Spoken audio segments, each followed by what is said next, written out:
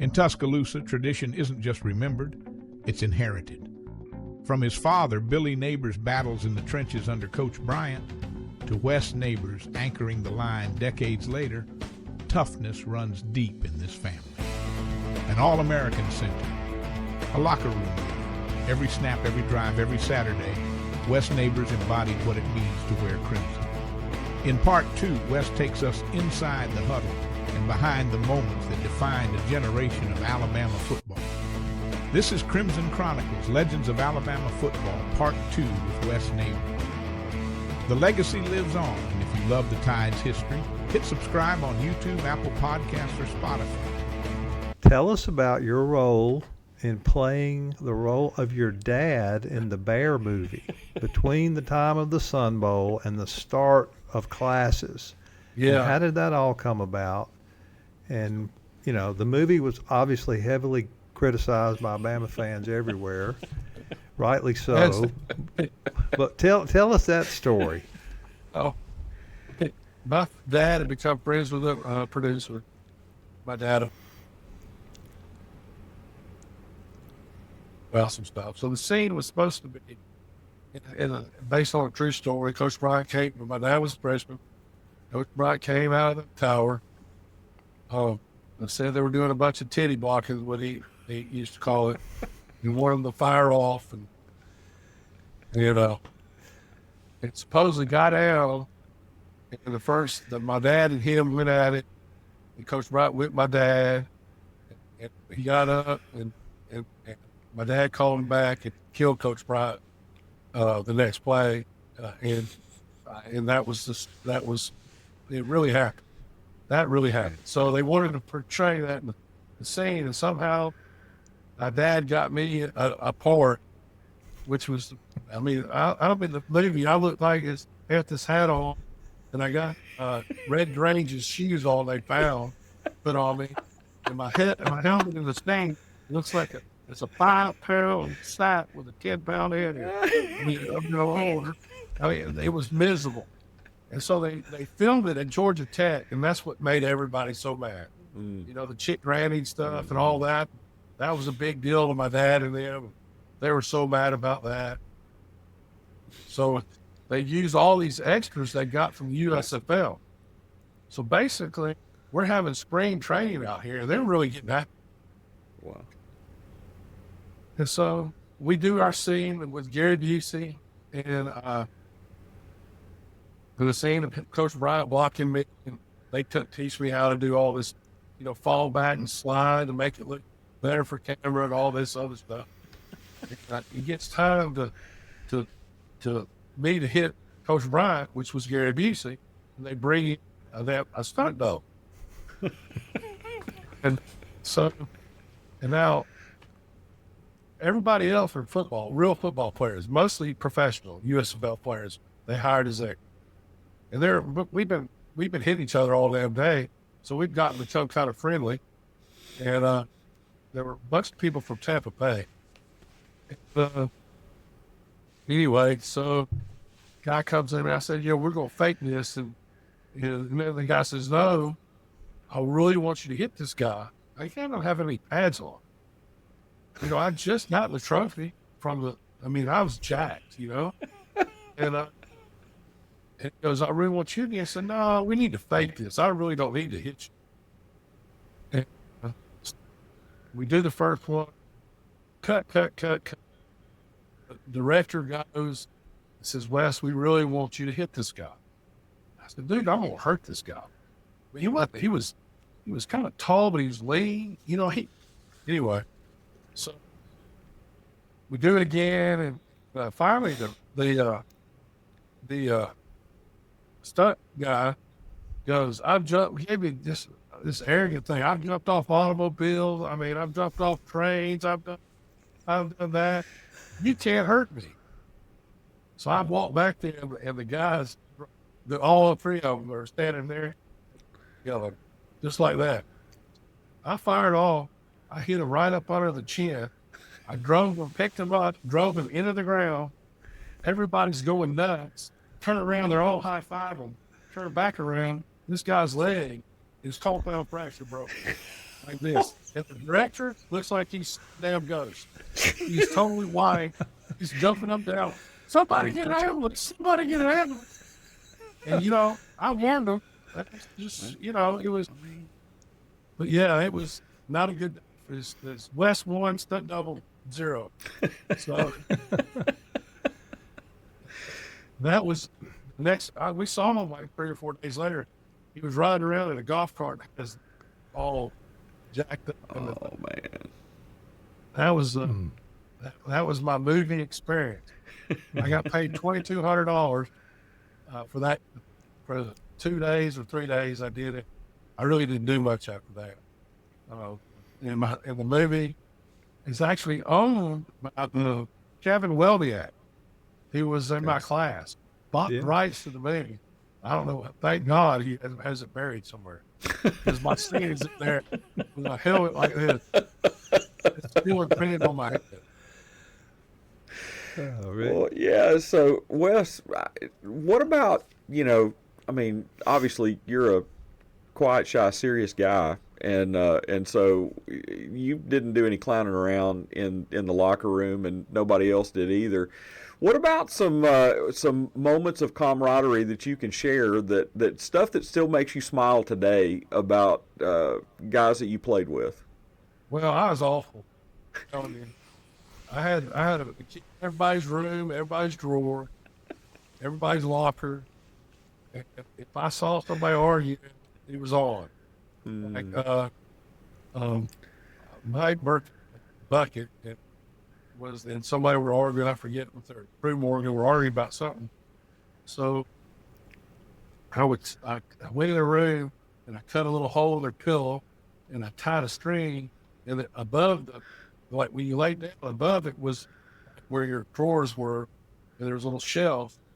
And I put a big Beano, the old Beano cups of 64 ounces of water, and I tied to the cup.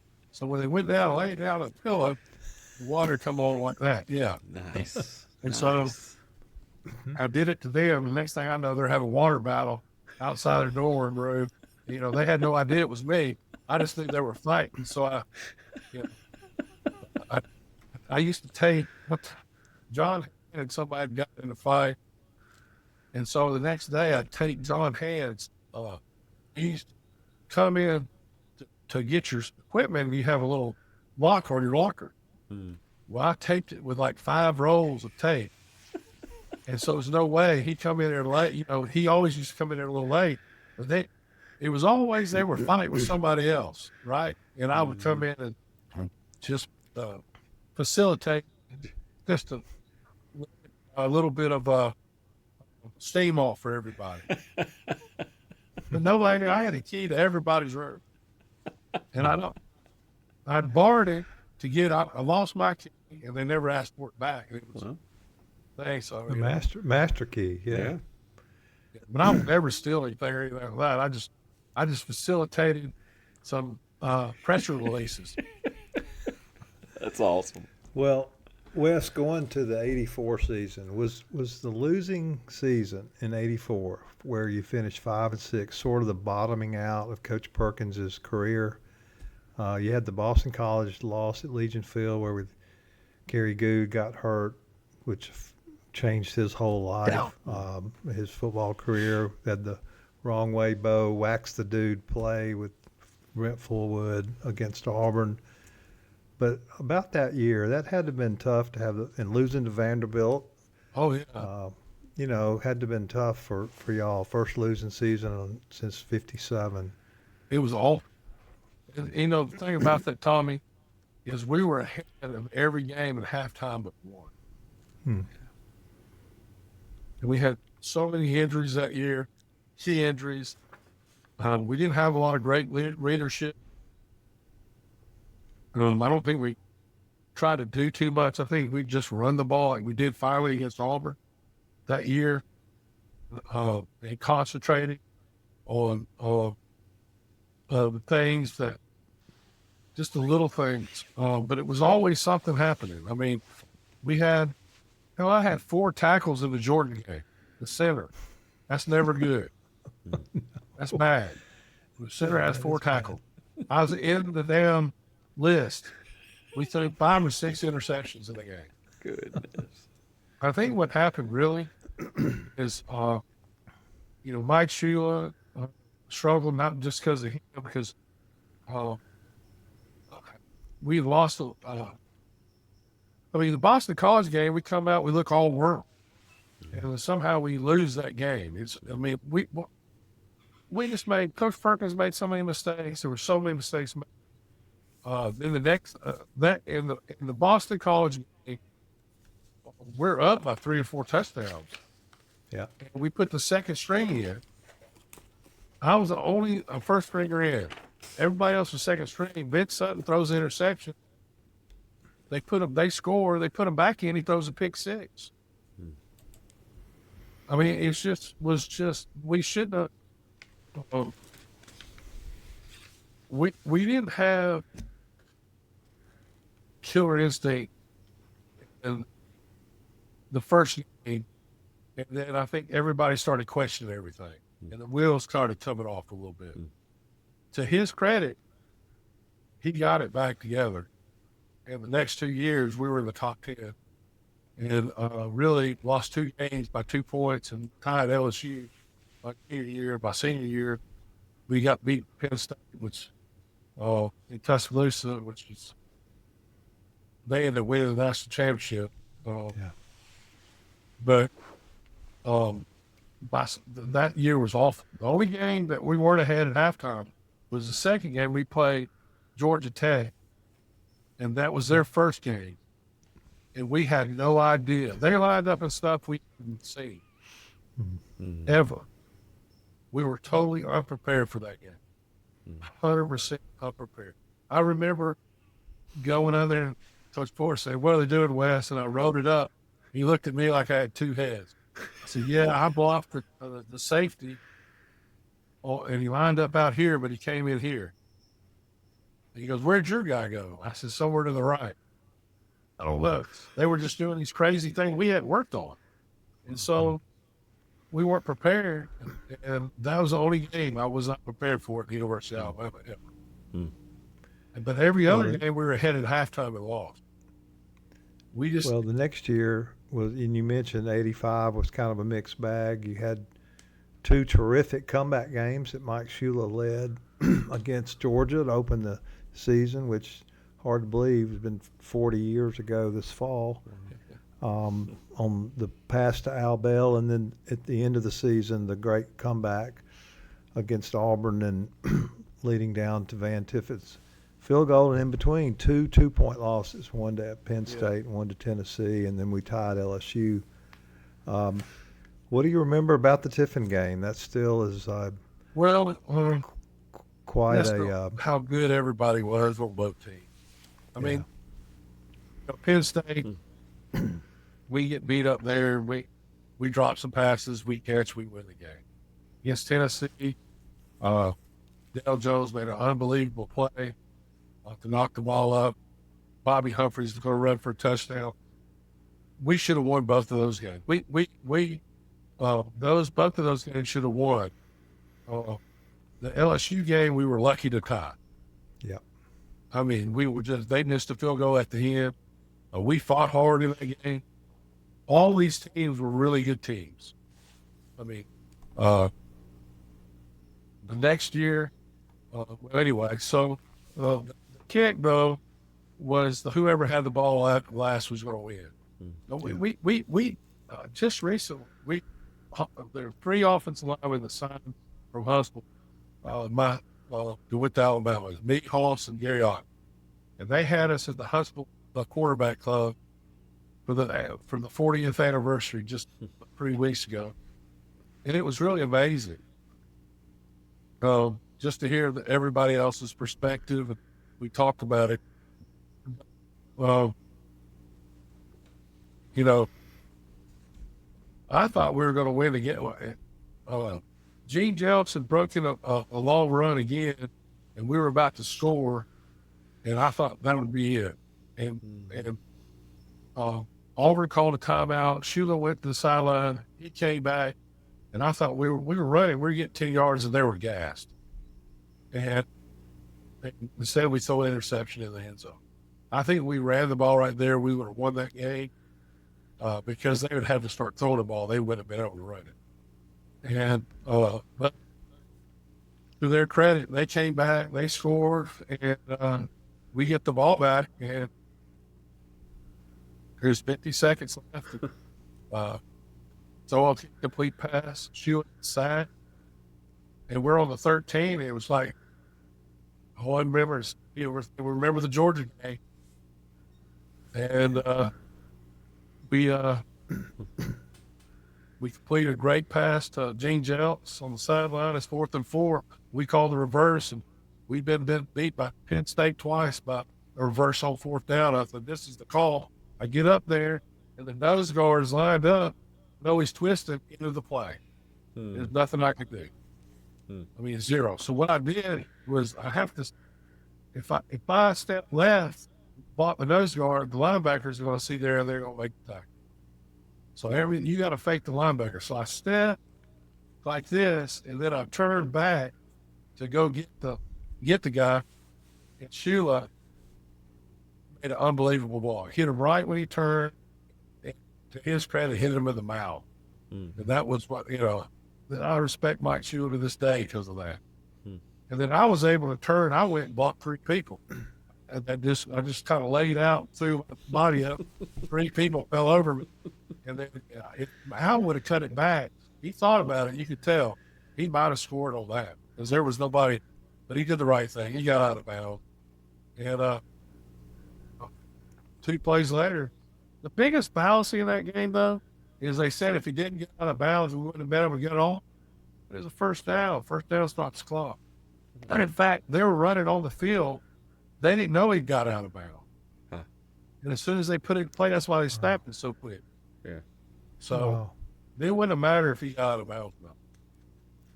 And they were off bounds anyway. Yeah, oh yeah. Kevin Porter was a great player. Yeah. He had blocked a field goal the week before to win the game against Georgia. And he was past it when he kicked it. I mean, he almost blocked it. Wes, when we had the reunion of the Ray Perkins teams back, I guess I put it on in 2010 or 11 or so.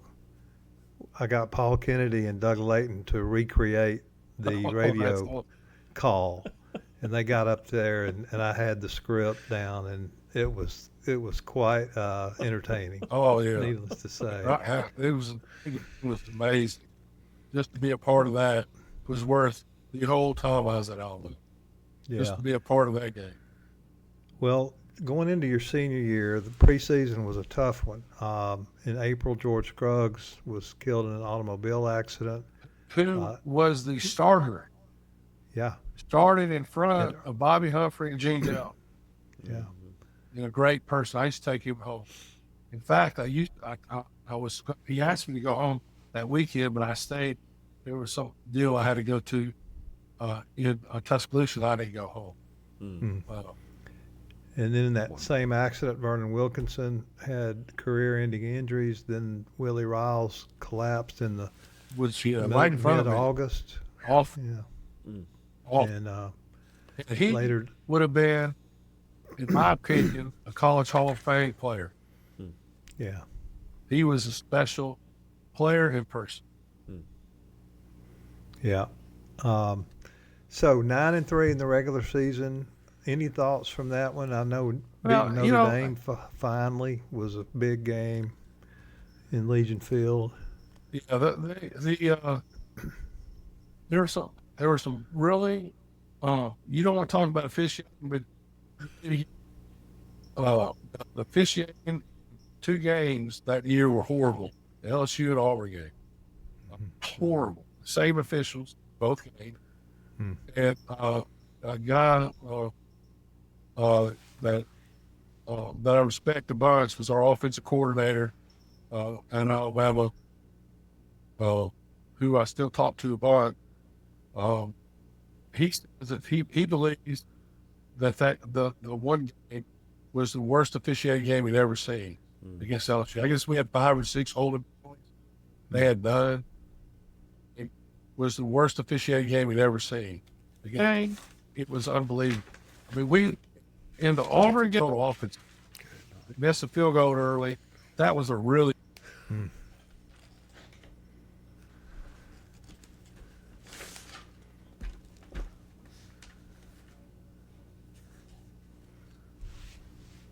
good football team. We won the national championship. Yeah. But I felt like we had the team to do it that year.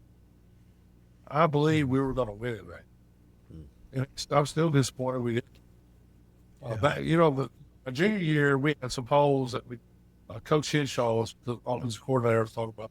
He'd be a good guy to have on. That guy, after he left Alabama, was at Super Bowl with the Broncos, the Giants, the Titans, the Saints, and the Falcons. Pretty good coach. Yeah. That doesn't happen by accident. So he was our offensive coordinator. And he taught me a lot about the why of football. Why you do this way. My dad taught me all the techniques and all that. It was brilliant, really. I was being indoctrinated the whole time I was little and didn't know it. But yeah, I'm still disappointed by those two games because Penn State, they played better than us. I didn't think we should have won both of those games, no doubt. And hats off to the people I played against as well. They were fighting hard, no doubt. But that being said, when you have double the yardage in both those games and lose, and you have penalties that you can't explain why you got, that's very disappointing. The officials sometimes get involved way too much than they should. And there's certain crews you look for. I look for now. On TV. I was so excited. When I see a crew, I can tell you how many penalties going to be. Like I saw the guy, I'm not going to say anybody's name. Saw a guy, he did the Ole Miss game this year. I was so excited because that means we worked for the Georgia game. You know what I'm saying? And there were like 30 penalties called in the game. I mean, just, call the holding. It's not really holding. And the next time somebody get tackled, they will call it. If you're not going to call it, don't call it. Yeah. But don't call it just arbitrarily in a game. It tries to be done. I mean, if it's a holding on an edge and they're holding the guy to keep it from, throw that every time. Mm-hmm. If you're talking about the backside guy and they get tangled up, fall down or something, now they call them if you do this. The guy comes down, he's falling down, you don't want him to fall on you, you just push him. That's why they call that over. That's just nonsense. Yeah. And certain crews do it.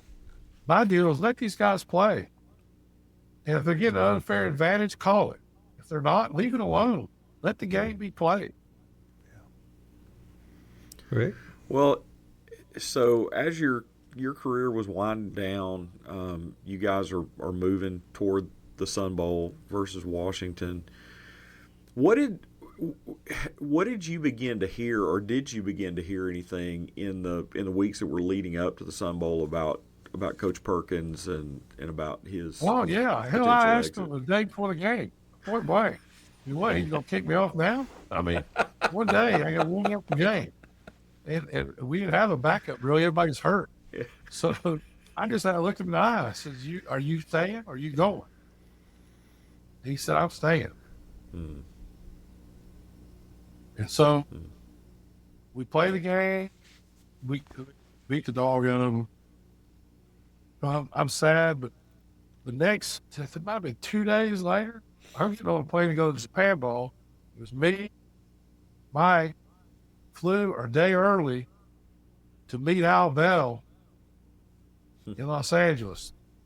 And Al told us to pack us soon. We were going to a nice place to go out and have drinks or whatever. So we go to Al Bell's house, he lives right behind Crenshaw High School. And they have a barbecue for us there. South LA. We're in suits. Yeah. He told us to wear. So we go there with shoes eyes like this. We have a blast. Have a great time. We're in Crenshaw. And Howell's house was right behind Crenshaw High School. And we had barbecued everything. Barbecued hot dogs, best hot dogs I ever had in my life. Wow. And then we go to this nice bar. So we're all in suits. And she was looking at me and I'm looking at him. We were the only Caucasians in line at the bar, which everybody was nice. We had a blast. When we stayed at this bar, and I talked to the, hold on, it was blind. What's the blind singers?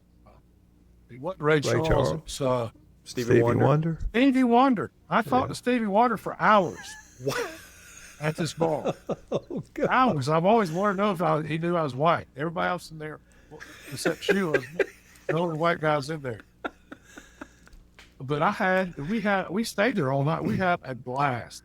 But the reason I'm telling you this, and I just had to throw that in there, is because next day, Coach Perkins was one of our coaches. Yeah. And 2 days in the Japan Bowl. Before that, he had told us he wasn't leaving. I looked at him like, that's not what you said. You know, he started to put in a hall, and I think he knew he was going. He couldn't say. Yeah. I just think he couldn't say. He basically said the money was too much to turn down. Is what he said. I think with the recruiting class at the time they had coming in, that he was about to turn it around. He was close. People he had there and the things he had in place, that set Alabama back big time. I think because when Curry came in, I like Coach Curry. I want to say that he's been on my show. He's been very nice to me since, and he comes on my show. He's very knowledgeable. The man won 2 Super Bowls as a player, multiple places.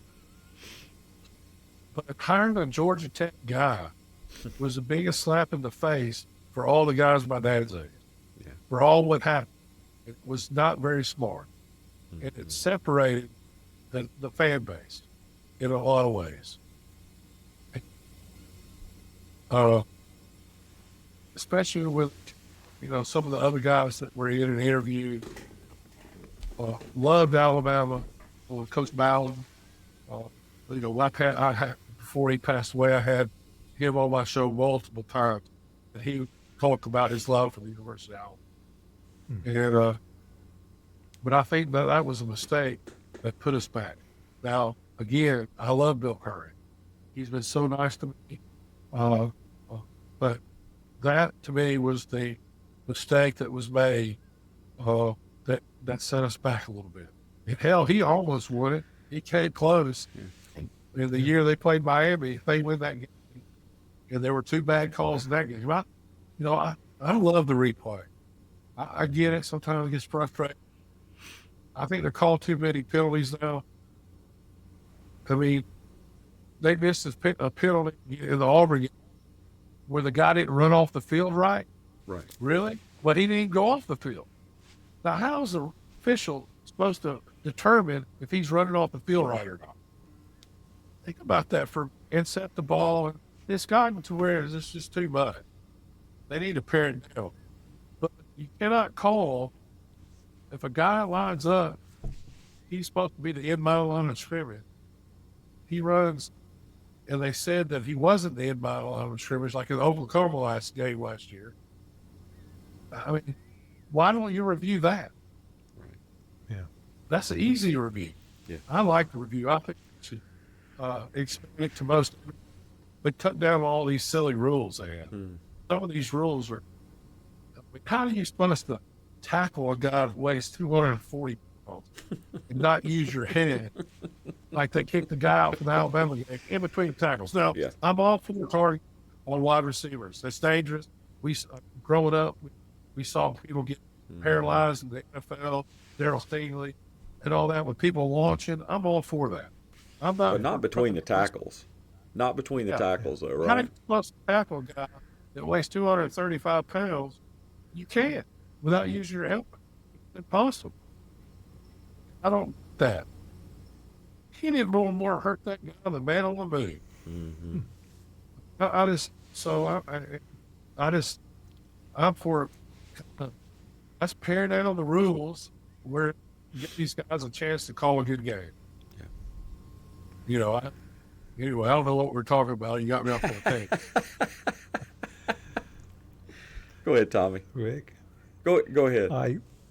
Yeah, Wes, when you think about the Alabama fan base, and you mentioned it about the camaraderie, there's nothing like it. There's no school like Alabama in the fan base. What's one experience with fans that captures the passion and the heart of the Alabama Crimson Tide community that you've experienced through the years? It's just, I don't know. It's been, everywhere I go, if I wear Alabama, it doesn't matter where it is.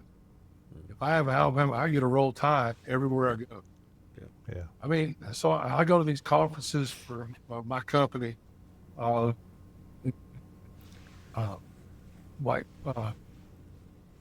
call me out one way or the other, right? Everybody, everywhere you go, talks about Alabama. Everywhere. It is a household brand. Everywhere. California. Hell, there's more people in New York go to Alabama than it's unbelievable how many. And that's where my company's based out of, New Jersey, New York. Mm-hmm. And all those guys, they would call me, Big especially, they call me. Yeah.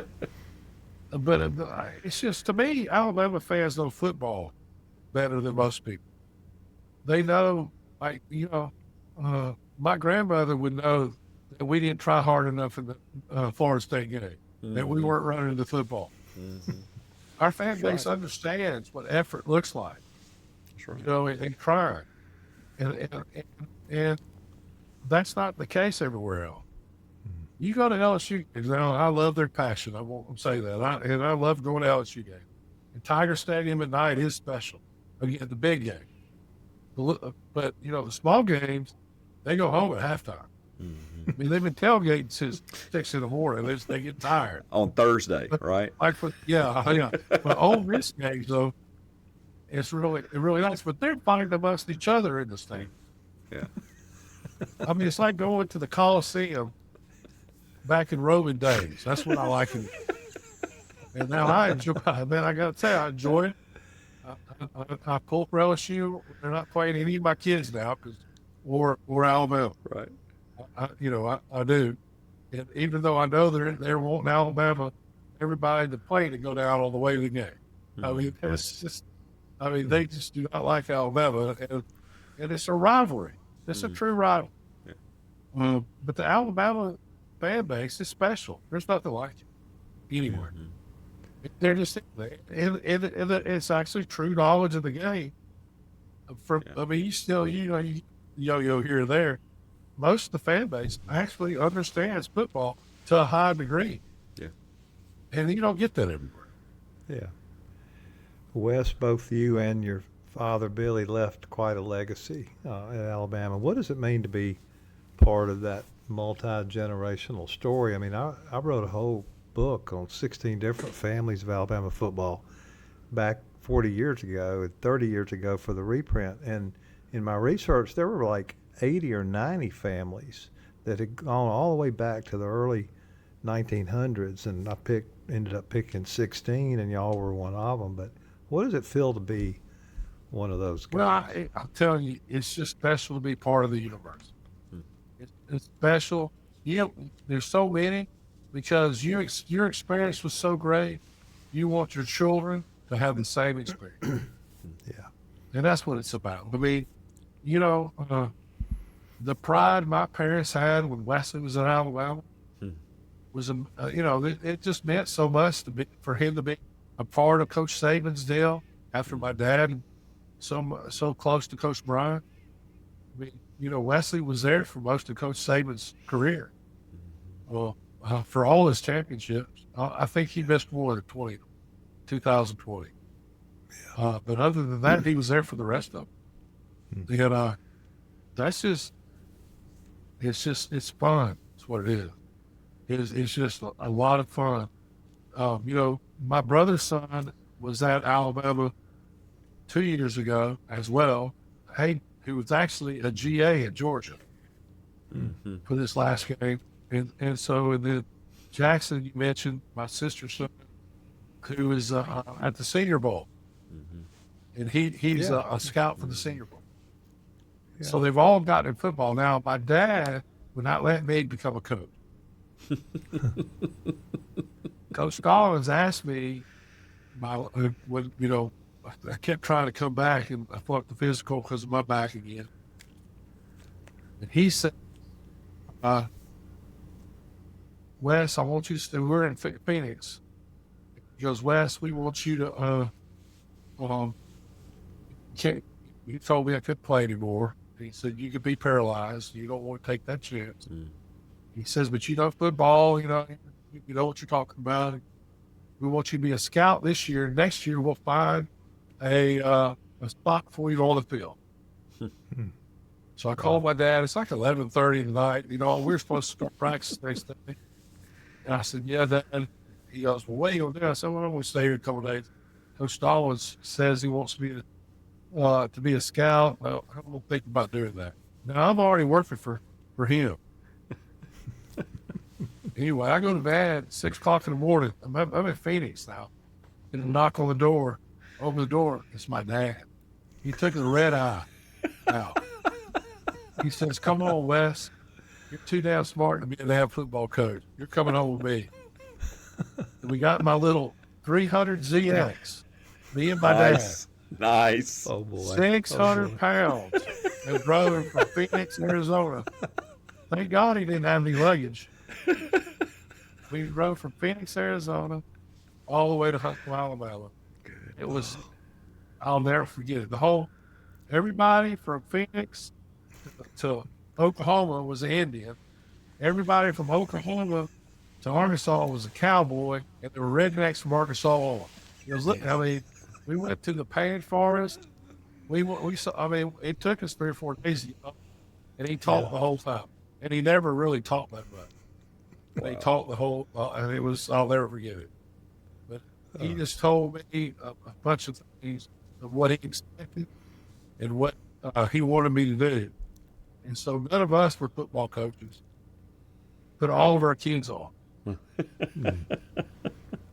Every one of them are coaches. Well, Wes, I've got a bone to pick with you. I think I bought that 300ZX used. And it was, and there was something wrong with it. I never could quite figure out, but I think you just explained I don't know why. That's right.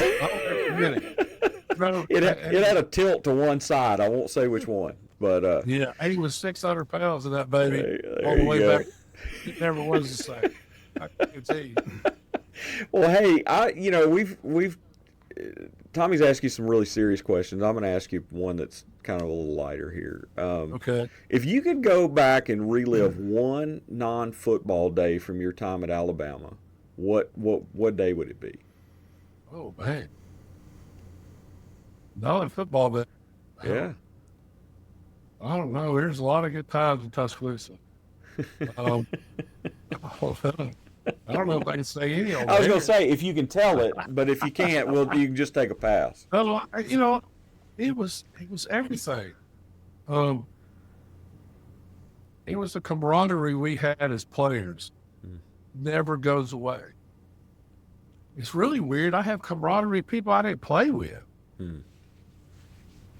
I mean, me and Antonio Lamb are as close as any two people could be. Chris Anderson, of course, he played for my high school, but Antonio did. Yeah. It's just amazing of the camaraderie you have. People you didn't play with. It's nuts. But a single day, we had a lot of good times in Tuscaloosa. Going to Alabama is special. I think it's special to me, and I would do it again. They wouldn't have to pay me either. I'd do it anyway. Well, what do you hope people remember most about you, not just as a player, but as somebody who's a part of that fraternity and the It's Alabama football 100%. family? I went out every time and played as hard as I could, no matter what the score was. I went out there and tried to dominate the guy in front of me, do my job, and win for my teammates. And that's what I'm about. That's what I always was about. They make fun of me that I didn't always practice every practice. I mean, I was always hurt. But the games, I was going to give you everything. And it didn't matter. I knew what to do. I could tell what everybody could do on every line, on every play. I lived it. I breathed it. I loved it. And I still do. I talk about it every day on the air because I want the young people to have that same ability that I had. And I had a little extra help. As I said, when I was a kid, I was indoctrinated. I was being indoctrinated on how to block, on how to do things from a little kid on. What I call the Zen master. My wife always tells me, you need to be coaching. You need to be coaching. But I'm happy what I'm doing, and I am coaching. I'm just on the air coaching. And my kids are spread out everywhere, and they're coaching. And they're sharing the same things my dad shared with me. And there's certain ways to do it. It's not that hard. It frustrates me sometimes when I watch games, even NFL games, where these guys are not doing the things that can make them great players. I mean, as simple as stepping off with your play side foot. You watch the NFL, they cross their feet and get killed. I'm like, what are y'all doing? Yeah. So it's the old techniques. When you see them, like tush push. All that is firing off, going down low. Yeah. Well, everybody stands up and blocks now. They can't understand why you can't score from the one. They're in the shotgun, they snap it out and stand up. It's stupid. And now they want to outroll, and all they're doing is just going low. I mean, it's football. It's simple techniques that were taught for centuries. Low man wins. That's right. Now it's Wes, not always like that. when I was doing research for the chapter on y'all and my reprint, that came out in '92, I interviewed Jimmy Fuller, and he said you would not be a candidate for the Jerry Duncan I Like to Practice Award. That They get on me. So I mean, Gary Otten still talks about. I played every game. I was there. Now I didn't practice every practice, but the touchdowns you score during the week do not count. And I graded the highest. I had the less bust than anybody. I was paying attention, but I played a lot. I mean, one game my senior year, I played with a broken hand. Yeah. And my ligament I just had the surgery on 2 years ago was torn. And they shot both of them up. I snapped with my left hand. Wow. In the game with a broken right hand, which you have to put up the block as soon as you snap it, and a partially torn ligament in my knee. So yeah. Wow. That is I mean, I was going to play on Saturday, no matter what. And if I couldn't walk on Monday and Tuesday, it didn't matter. Yeah. But it did matter to Gary Otten because he still talks about it. Well, Wes, thanks for sharing your memories and stories with us, and it's been an honor to hear not just about the games, but about the people, the lessons, the legacy that you carry as a part of the Alabama football family. And for our listeners, don't forget to subscribe to the Crimson Chronicles podcast on YouTube, Apple, Spotify. Stay with us as we continue to share untold stories of the Crimson Tide's history. We want to remind you just untold stories of the Crimson Tide's history. Where sign up, become part of Yay Alabama, the NIL Collective, where player towel from Whitwell Sports, the rally towel of the Crimson